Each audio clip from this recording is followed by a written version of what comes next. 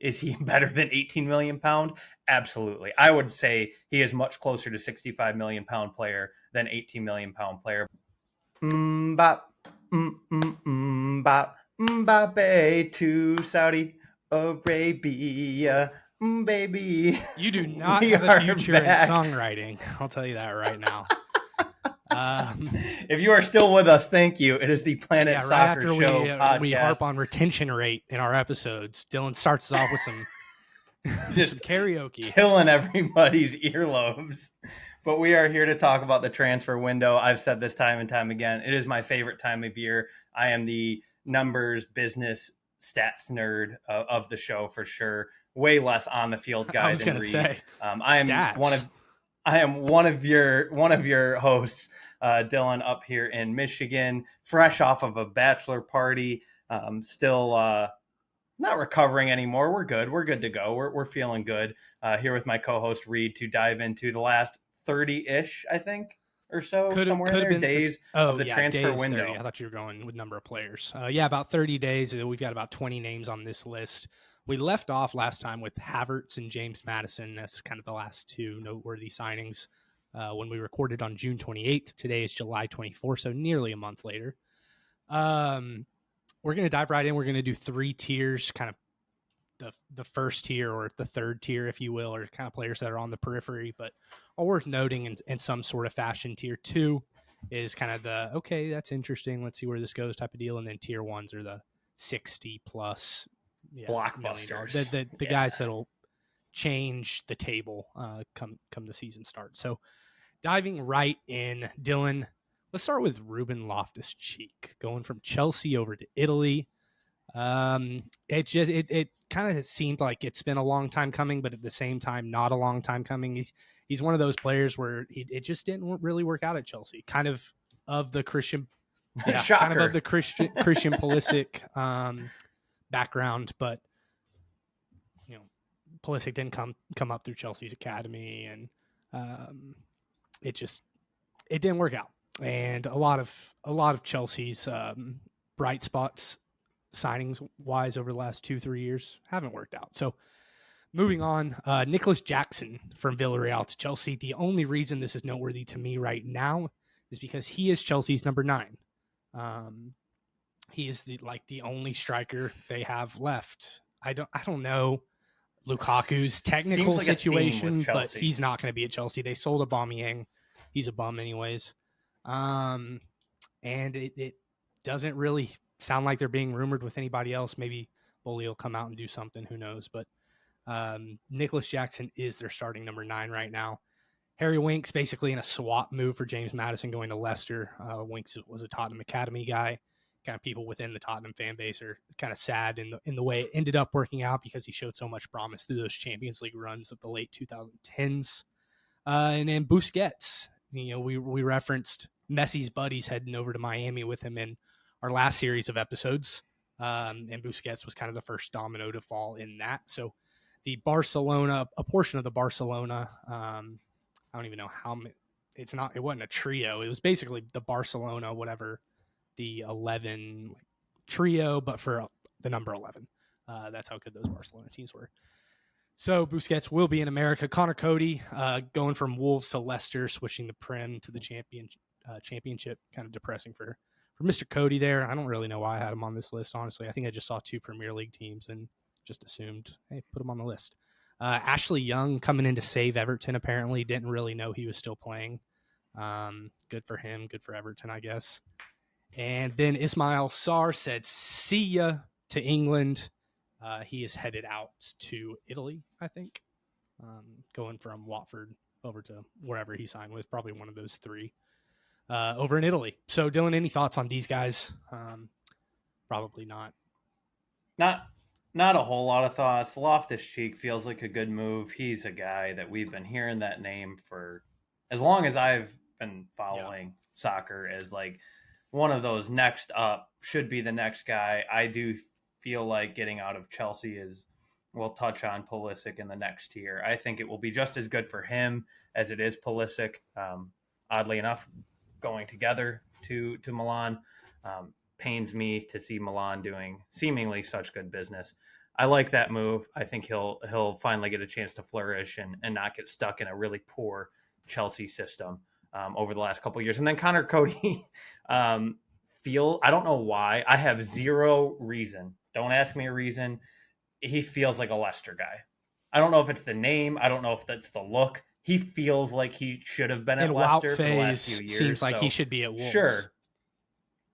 Yes, 100%. He feels like a Leicester guy. So kudos to Leicester. I mean, he's a very, very solid player. Should flourish in the championship and likely be a key part in them trying to get back to the Premier League. But it just felt like a move that in my head I go, yeah, Connor Cody Makes to Leicester. Sense. Signed me up. Sounds good. Let's do it. Yeah. Moving on to tier 2. This is the most crowded tier. It's kind of the guys that we know could possibly make an impact, whether it's this year or down the line. But they're just maybe not proven or not superstars at this point. The first name on the list is Bart Verbruggen. Who? Bart Verbruggen.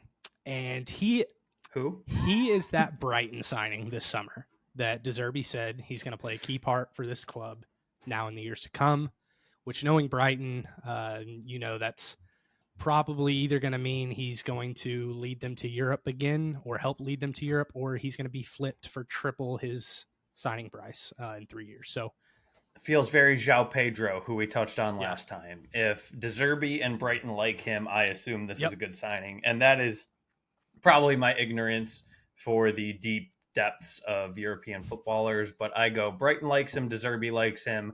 He's probably worth $60 million next year. And I'll leave it at that. Newcastle will be coming in. Yep. I don't know why I put Nathan Collins in tier 2. I don't know he's either. He's definitely a tier 3 guy, and the only reason he's on this list is because Brentford spent more than £20 million on a player, on a defender, nonetheless. So he is going to be making the move to the top half of the Premier League table. So good for you, Nathan. Maybe he found a home because he's been bouncing around between Burnley and Wolves and now Brentford, and like he's for all accounts making his way up the table player, individually. But I can't sit here and analyze it like I know much about the player. But good for Brentford spending money on defenders. Yeah. The next grouping of players we have are all kind of under the same umbrella. Either they're going to be replaced, they've already been replaced, or they're hoping to be replaced. And that is Azpilicueta, Granit Xhaka, and David De Gea. There's so much to say about these 3 players. They're 3 pretty well-known players. They've had roles in their team's success or lack of success over the past probably 5 years at this point. Azpilicueta just kind of got overtaken by the best defender in the world today, John Stones. And he didn't really fall out of favor. He just didn't fit what Pep was trying to do. Granit Xhaka he had his hoorah year with Arsenal. He got back up on the pedestal of the supporters, and he's kind of going out on more of a high than what he would have if he had been sold 2 years ago, like everybody was expecting. And David De Gea is probably the most reality TV situation that's been finalized so far. Obviously, the Mbappe thing will be a script written for Hollywood if all of this goes down. But David De Gea, whether it's his tweets or just kind of the weird situation of the way they treated a guy who was their starting keeper and had really good prime success with them. He is on his way down, but he falls into that, hoping to be replaced at the time that they did terminate his contract by another guy that we will talk about in tier 1. So, Dylan, what are your thoughts on this trio of guys? So I hate doing this to you because you don't do it to me very often, but Azpilicueta is not a Man City guy. He was a Chelsea guy. You should have stopped me. But still, a very, very, very key part in Chelsea's prime. But he's just gone past his prime, and they're needing to move on. Made sense. The Xhaka one was a little bit more surprising to me because of the role he played at Arsenal. Not only on the pitch, but he seemed like a heart and soul kind of Arsenal guy. I think tactically and talent-wise, there are certainly ways to move up for Arsenal. So I'm not surprised by it necessarily because it does make sense, but it is a guy that I think Arsenal probably would have liked to try to keep around, but he's still a guy that is fading out of his prime, so he's not ready to have like a bench role. So like it made sense in many aspects, but I was a little surprised not seeing him hang around for at least one more year, Champions League, 4 competitions, all of that. But he wants to go get his playing time and be one of the guys, which is very Xhaka-esque. So that does kind of make sense. De Gea, as you said, we'll touch on the replacement for him, but he's a keeper I have always felt was extremely overrated, and I know that is wild considering he just won the Golden Glove. He's just shot stopper. Just had the he doesn't fit this age of the game. Yeah, he doesn't fit modern top third Premier League team. He doesn't fit Man United, what they want to do. He is just a shot stopper. I think their replacement is going to improve them tenfold. But it is a little weird seeing De Gea not be the Man U keeper after so many years at Manchester United, for sure. And I get Laporte and Azpilicueta mixed up, so that was my bad there. Yikes. One is still yeah. good. One is not that good anymore. Next, we're moving on to a guy that is leaving the Premier League. He's an American. He is the captain of our men's national team. Christian Pulisic headed over to Dylan's favorite team in Milan, AC Milan. Dylan. I hate it. I hate how much I like AC Milan's business this summer. Like I'm staring Inter in the face, and it's like Inter hasn't done jack that has instilled any confidence in me moving forward. And you see AC getting Christian Pulisic for £18 million. Granted, is he a £65 million player like Chelsea paid for him? Probably not.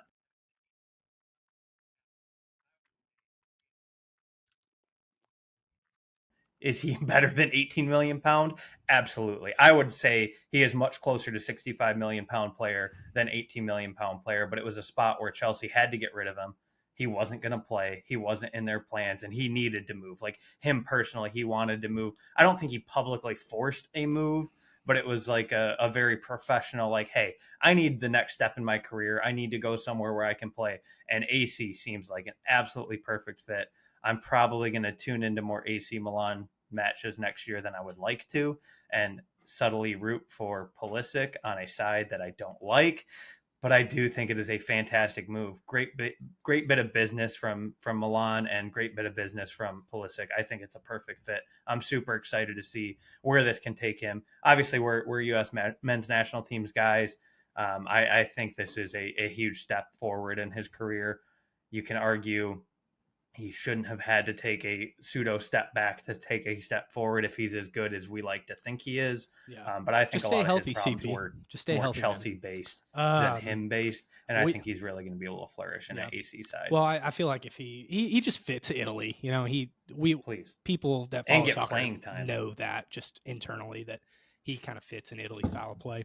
Speaking of Italy, speaking of America, speaking of Dylan's favorite teams in the country, Juventus doing a good piece of business, locking up Timothy Weah for just over £10 million. He's a guy he's a guy I always watch on the U.S. team, and he just is so good on that right wing. They had to, and he was stuck at right back with Lille last year. He's a guy that did need a move. He wasn't in the spotlight as much because he played in the French league. He's not Christian Pulisic, but I think this is a really good move for Timothy and for the USMNT. Yeah. And for Juve, I think all around it's a really nice fit. Like you said, I hate it because it's not my Italian side making these great moves for Americans, but here we are, and at the end of the day, I would prioritize USMNT over my Italian fandom of Inter. So I am excited for it. I will, again, probably tune into a couple more Juventus games. He is much more of an exciting move to Juventus than McKinney was. I think similar to Pulisic, I think he fits that Italian game really, really well. I think it's a spot for him to flourish and grow as a player, both internationally and at the club level. So I think it makes a lot of sense. And again, as you said, if you watch a lot of USMNT games, there's no way if you just watched him in USMNT and ignored the fact that he had to play in the French league for a couple of years, he is more than a 10 million pound player to me. He is a 20 to 30 million pound player. Juve did a great job finding a need that they had and finding a player that fit that need and was desperate for a move to a bigger club. So it was a really good fit all around, and it pains me to say it, but Inter is way lagging I do agree. I feel behind like in they've this been summer transfer window, so especially when you look last at those American, US players. nothing to do with the Premier League or the Big Five, but it is noteworthy because he is fighting for his spot, maybe not on the USMNT, but for playing time, and that's maybe on the USMNT if Jesus Ferreira keeps scoring hat tricks every game. That is Ricardo Pepi. He was on loan in the Eredivisie this past year, and he made a permanent move to PSV. I think it's a good move for him. I don't know what PSV's striker situation is like, to be completely honest with you, but the Dutch league obviously famous for developing players. Yeah. So hopefully he can get in a groove with a good, attractive style of play and come to camp confident whenever that time comes. So good for Pepi. Let's get to kind of some of the Sorry, I didn't give you a chance to respond. Yeah, get your confidence back. I'm excited for him for sure. Get some solid playing time and in a league that has respect. Not a top tier league, but not playing in the bottom of the Bundesliga. He's going to a side where, and we've talked about it in our last I think our last episode actually about the status of U.S. soccer and that difference of fighting for Europe or fighting for relegation or promotion, and he's going to get that at PSV. He's going to be fighting for Europe all season, and just having that extra bit of competition week in and week out, I think will do him wonders. And I think we can all say he's not fighting for a starting spot. In my opinion, he shouldn't be fighting for a roster spot, but we saw how the last World Cup roster announcement went, and he was left off. So maybe it will be enough to prove himself on a solid, respected European side, put up 10, 12 goals. Yeah, he will be playing for a spot in the Champions League as well as PSV, and really solidify his spot as that number 2 striker on the U.S. side on August 9th.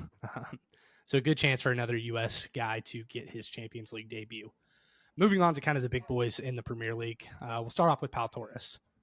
Torres, a guy who, as a Tottenham fan, heavily linked when Antonio Conte was here. He really fit that left-sided center back style of play. And I know that Villa kind of plays a little bit of that same style a lot of the time. So I'm sure it's a good fit for Villa. I don't watch much Pau Torres. I know he has a good reputation, and I'm sure that they'll get the best out of him.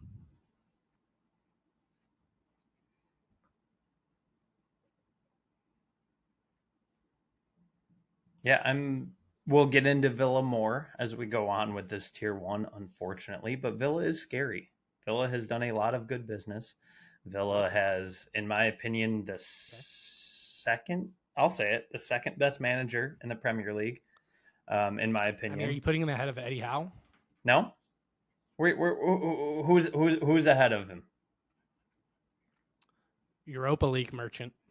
Yeah. No, I will. I will absolutely put him ahead of Eddie Howe. I'm very cautiously optimistic with Eddie Howe. I think what he did last year at Eddie with Newcastle was phenomenal, but I am a little worried about it getting figured out in the years to come.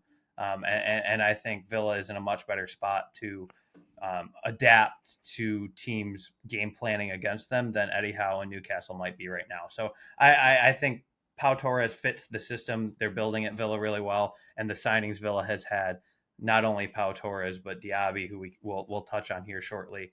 I think Villa's done a really, really nice job, and I think Pau Torres isn't even their best signing, and that's kind of hard to say because Pau Torres is a fantastic signing for a side like Villa. Next up on the list is Jurgen Timber heading over to Arsenal. It's kind of that backstop for any center back injuries that they might have. He's probably not their first option because Saliba and Gabriel had such good years last year, but he's a really, really solid player. He's just another one in the long line of Ajax guys to get their big move to the Premier League. So not quite as big as Lisandro Martinez is, but he's a good player.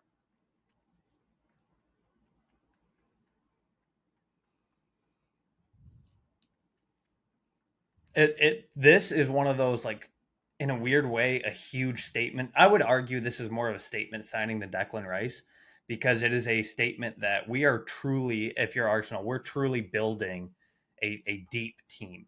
And that was one of Arsenal's downfalls last year, especially at the center back position. But if he is your third best center back, you're in a very good position. I'd say you could he hasn't played in the Premier League yet, so we don't know how he'll adapt. That's obviously a question, but you could say he's one of the top three third center backs in the Premier League without stepping on the pitch in the Premier League. And that's the type of moves Arsenal is ready to make, and really take that next step forward, and not just competing to flirt with winning the league and solidly, secure Champions League, but really take that next step to be able to compete in 4 competitions week in and week out, day in and day out. And he is that guy, because I don't think there's many third tier center back or third center backs on many clubs that would be better than Urian Timber. I truly think if you talk to 17 of the sides in the Premier League, they would absolutely jump through flaming I've got some thoughts on Arsenal to have him as their third center back. Let's move on to the tune with Harvey Barnes. It's maybe not the first Leicester guy you wanted at the beginning of the summer. You probably have warmed up to him over the past couple months. But Harvey Barnes, a good young player, lots of potential, and Eddie Howe will get his hands on him in the least weird way possible. Yeah, let's just leave it at that. Or the least weird way. We'll stick with that. So Harvey Barnes, I am very torn on him. I absolutely love Harvey Barnes. I think he fits Eddie Howe perfectly. I feel like he fits this side perfectly. The one thing that I think is keeping most Newcastle fans from fully committing to, I love this signing, this is a fantastic second summer signing, is the fact that it came at the expense of St. Maximin. But when you actually look at the numbers, and that's all you can really do in summer, because I'm not putting much weight in Villa versus Newcastle in Philadelphia. You look at the numbers, and he is significantly more productive than ASM. ASM did have to tread water, if you will, during the Mike Ashley era and the Steve Bruce era, and certainly was a large part of Newcastle being able to stay up. But if we're really looking to take that next step in an Eddie Howe system, I think Harvey Barnes fits infinitely better than ASM. And I love ASM. I am really surprised I don't have an ASM jersey, because he's one of the things that pulled me back into Newcastle when I started following the Premier League again, because he's so exciting and so electric and so flary and fun. But go. Is he not just Anthony? Yeah, like exactly. He does a lot of that Anthony garbage that's like fun, it's cute, it's sexy, and then there's not a lot of end product. Like that's kind of where I'm at with him. And like, I think his move to the Saudi League is perfect for him. He can do that. It can be fun. He can get viewing and shirt sales in Saudi Arabia, and go for it, man. I'm happy for you. But if we're trying to build a team that can compete in 4 different competitions, I think Harvey Barnes is infinitely more valuable. It's not the sexy Moussa Diaby signing that all of Newcastle has wanted the last 18 months or so. But I think value-wise, I think it makes a lot of sense. When you look at how it fits the team, I think it may make more sense than James Maddison. But you also didn't going into the summer. I said Maddison was my number 1 target, so I'm admittedly trying to talk myself into this now because we missed out on Maddison. Right. Exactly. So we've kind of solidified that midfield, and we'll touch on Tonali in a little bit and what I think he'll do for us in the midfield. But I think it makes a lot of sense. It allows Gordon to, like, Harvey Barnes is our left winger.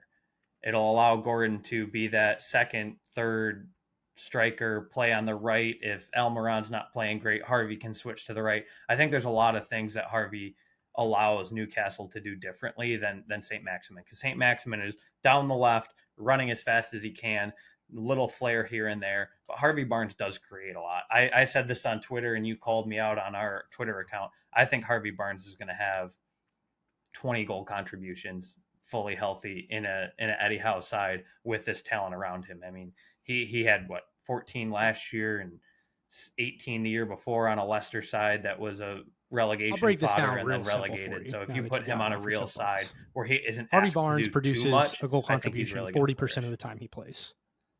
Alan St. Maximum, Alan, right? That's the first name. I'm not getting that wrong. Alan. 25% of the time. So you're getting double that's over the course of their Premier League career, which for whatever the French say, 111 games, and for Barnes it's 146. Right. So more goal contributions, a higher percentage of the time in more games. So it's a no-brainer. Yeah. There you go. Now that we finished our Newcastle episode. He isn't sexy, he isn't fun, but he's effective. So let's sign me up. Let's mention two guys, Zaha and Kim Min-jae, both really good players. One of them has been in the Premier League for a long time. Kind of a surprising free transfer out of the Premier League. You would have thought that maybe, despite probably having to pay big wages, you'd think somebody would go in for Zaha on a free. Alas, nobody did, and he's headed to Turkey. And then Kim Min-jae, somebody who had a lot of Premier League suitors, Tottenham, Man U. You guys were probably talking about it at one point. He ended up going with the boring option and heading over to Germany to Bayern München. So does that cover? Yeah, I think that covers tier 2. Lots of traffic in that tier, but really interesting storylines throughout. Dylan, I'm going to do an audible on you, and I'm going to end this episode at tier 2, and we're going to give tier 1 its own episode. Thank you for listening to this episode of the Planet Soccer Podcast. Let us know your thoughts in the comments. Make sure to like, subscribe, follow, share, and everything else wherever we post this. We appreciate you guys watching as always. Y'all have a great one.